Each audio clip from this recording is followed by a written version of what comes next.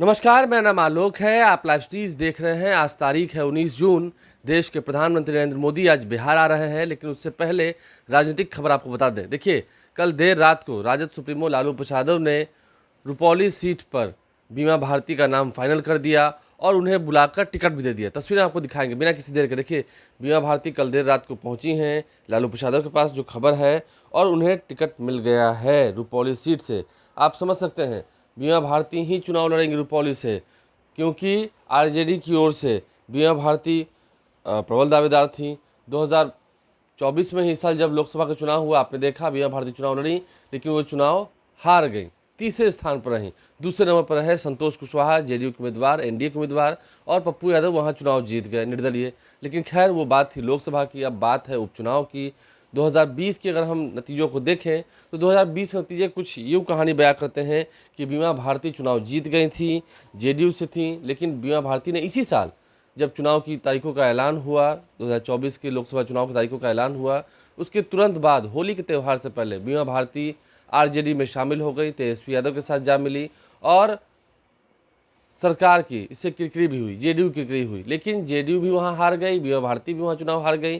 तेजस्वी यादव ने खूब प्रचार प्रसार किया, उसके बाद भी बीमा भारती हार गई। लेकिन अगर हम 2020 के रिजल्ट की बात करें, देखिए फिर हम आपको 2020 के रिजल्ट लेकर आते हैं। बीमा भारती तब जेडीयू की उम्मीदवार थी, और बीमा भारती को 2020 के विधानसभा चुनाव में कुल 64,324 मत प्राप्त हुए थे। वहीं शंकर सिंह, जो कि उस वक्त लोजपा रामविलास के उम्मीदवार थे, माफ़ कीजिएगा लोजपा के उम्मीदवार थे, उस वक्त लोजपा पार्टी थी, लोजपा का तो टूटना 2021 की कहानी है। 2020 में लोजपा से शंकर सिंह चुनाव लड़े थे, जिन्हें 44,994 मत मिले थे।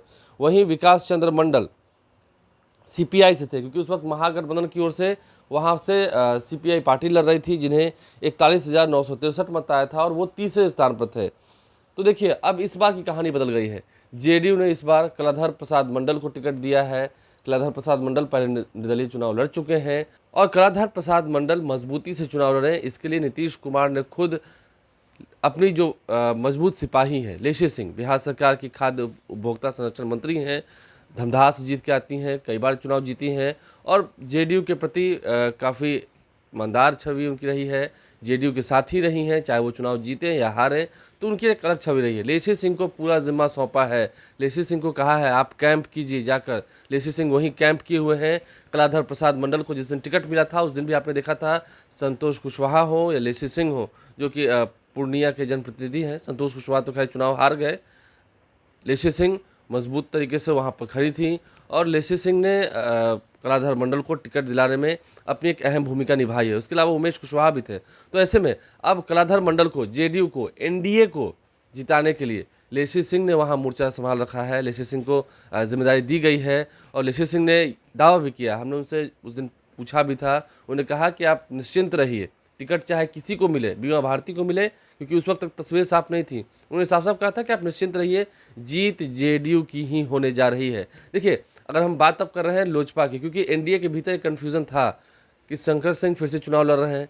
शंकर सिंह ने पार्टी छोड़ दी है। शंकर सिंह ने अपनी पार्टी से इस्तीफा दे दिया है, यानी कि लोजपा रामविलास से, चिराग पासवान की पार्टी से इस्तीफा दे दिया है, क्योंकि उन्हें वहाँ टिकट नहीं मिला। क्या करते, एनडीए की मजबूरी है, एनडीए भी किसी एक उम्मीदवार को लड़ा सकती है। तो ऐसे में शंकर सिंह ने इस्तीफा तो दे दिया है, और अब शंकर सिंह वहाँ से निर्दलीय चुनाव लड़ेंगे।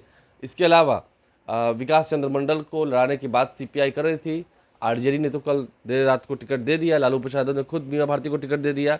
अब देखना यह है कि क्या विकास चंद्र मंडल भी निर्दलीय चुनाव लड़ेंगे, या फिर विकास चंद्र मंडल सीपीआई से चुनाव लड़ेंगे। क्या वहाँ फ्रेंडली फाइट होना है, ये फिलहाल तस्वीर साफ नहीं हुई। लेकिन फिलहाल महागठबंधन की उम्मीदवार बीमा भारती हैं। अब जब तक आगे सीपीआई कुछ घोषणा नहीं करती है, हम ज़्यादा कुछ आपको बता नहीं सकते हैं, और बताना भी नहीं चाहिए, इससे कन्फ्यूज़न क्रिएट होता है।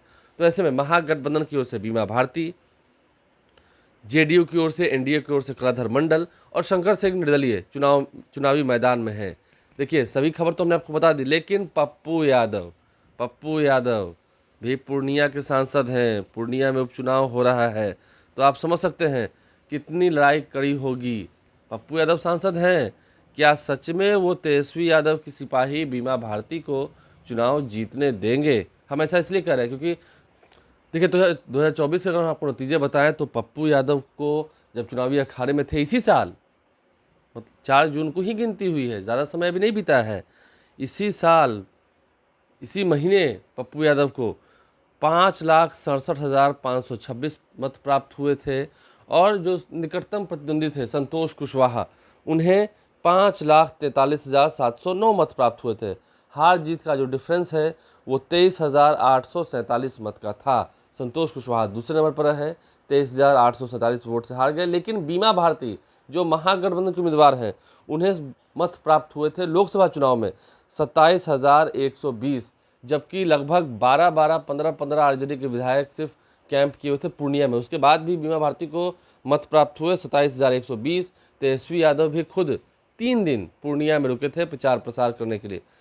वहीं अगर हम नोटा की बात करें तो 23,834 मत प्राप्त हुए थे नोटा को, यानी कि बीमा भारती को महज उससे 4,000 वोट ज़्यादा मिले हैं। तो क्या 27,120 मत लाकर अगर वो इतिहास दोहराता है, समझने वाली बात होगी। आगे जनता जनार्दन का क्या फैसला होगा हम उन पर छोड़ते हैं, रुपौली की जनता क्या तय करेगी हम उन पर छोड़ते हैं।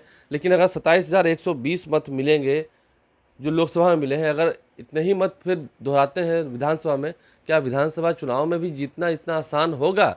क्या लड़ाई कड़ी नहीं होगी? हम इसलिए कहते हैं पप्पू यादव क्या जो उन्हें डैमेज किया गया, पहले उनकी पार्टी का विलय कराया गया कांग्रेस में, तेजस्वी यादव लालू प्रसाद यादव से देर रात को पप्पू यादव मिले थे, उसके बाद भी फिर उनकी बात नहीं बनी और मिलने के बाद भी पप्पू यादव को टिकट नहीं दिया गया।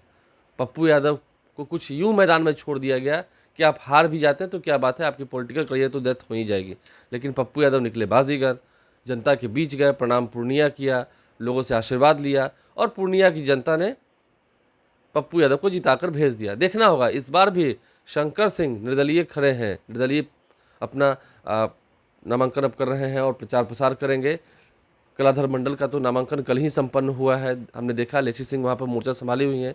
तो ऐसे में ये एक बड़ी बात होगी कि क्या आने वाले समय में पप्पू यादव बदला लेंगे उनके रहते? क्या बीमा भारती सच में चुनाव जीत जाएंगी? क्या वो बीमा भारती की मदद करेंगे? क्या ऐसा होता हुआ दिखता है? तेजस्वी यादव को क्या बीमा भारती को जिताकर वो एक सौगात दे पाएंगे? आपको लगता है ऐसा? जो पूर्णिया के लोग हैं, जो वहाँ की महान जनता है, वो खुद जाने, जो वोटर्स हैं वो जाने। लेकिन ये जो उपचुनाव हो रहे हैं, 10 जुलाई को वोटिंग होनी है, उससे पहले काफ़ी गर्माहट देखने को मिली है। बीमा भारती, कलाधर मंडल, शंकर सिंह निर्दलीय और ऊपर से पप्पू यादव खुद वहाँ के सांसद, वो कितना इफेक्ट देंगे इस चुनाव पर, ये देखना होगा। क्योंकि जितने मत प्राप्त हुए हैं बीमा भारती को लोकसभा चुनाव में, अगर उतना भी मत विधानसभा में मिलता है तो जीत बड़ी मुश्किल होती हुई दिखेगी। कैसे जीतेंगी वो? क्योंकि देखिए लोकसभा चुनाव के और विधानसभा चुनाव के जो वोटिंग ट्रेंड्स होते हैं, जो वोटिंग का पैटर्न होता है, जो वोट करने के लोगों की सोच और विचार होती है, उसमें काफ़ी बदलाव देखने को मिलता है। तो देखना होगा इस बार क्या निर्णय करती है रुपौली की जनता। सुबह की हमने सबसे पहली खबर आपको बताई है, कौन कितना कहाँ इफेक्ट दे सकता है वो हमने आपको समझाने की कोशिश की है। आंकड़े आपको बताए हैं 2020 में कितने मत प्राप्त हुए। देखिए बीमा भारती का भी इतिहास रहा है, सन 2000 में वह निर्दलीय चुनाव जीत गई थी रुपौली से। इसके अलावा 2005 में भी एक बार वो चुनाव जीती, एक बार वो चुनाव हारी। एक बार शंकर सिंह जीत गए थे जब फरवरी में चुनाव हुआ था, फिर जब अक्टूबर नवंबर में चुनाव हुए तो बीमा भारती चुनाव जीत गई थी, फिर 2015 में जीती, 20 में जीती।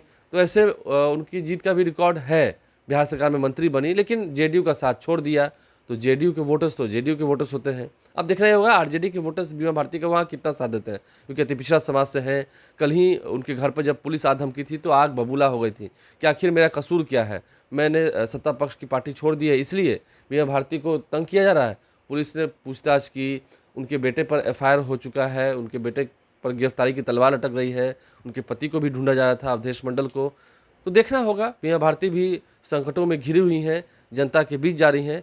जनता किसका कितना साथ देती है ये तो इस रुपौली उपचुनाव के नतीजे ही बताएंगे जो 13 जुलाई को आएंगे। हमारे चैनल को सब्सक्राइब कर लें, साथ साथ फेसबुक पेज भी लाइक करें। धन्यवाद।